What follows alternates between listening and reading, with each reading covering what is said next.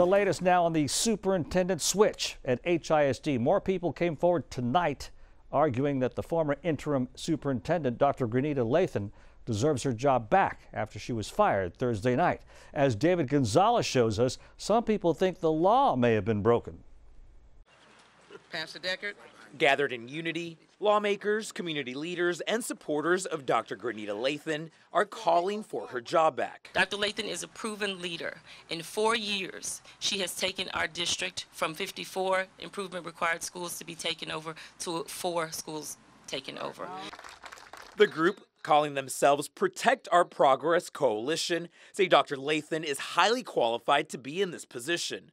They want to open an investigation into what led to the Houston ISD board to remove her from her interim superintendent position. This issue is our school district, for the first time in months, is stable and moving on an upward trajectory.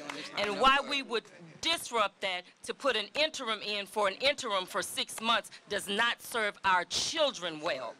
That's what this is about. The coalition believes the board members who voted to remove Dr. Lathan colluded and violated open meeting laws. They're considering legal action.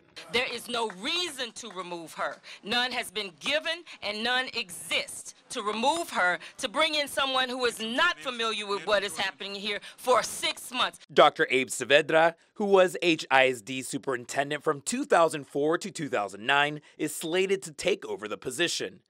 Attempts to reach board members who voted to remove Dr. Lathan have been unsuccessful, but on Friday, Diana Davila, who made the initial motion to remove Dr. Lathan, said Dr. Saavedra's experience will benefit the district. So that bringing in that knowledge and experience, and him knowing HISD, hadn't been a superintendent here prior to that, that would give us a great way to start versus there being a huge learning curve. While they hope for a peaceful resolution in the near future, they also want to stay focused on what matters most. Whether you are for an individual or not, we ask you to stand for our children. Reporting in Houston, David Gonzalez, KHOU 11 News.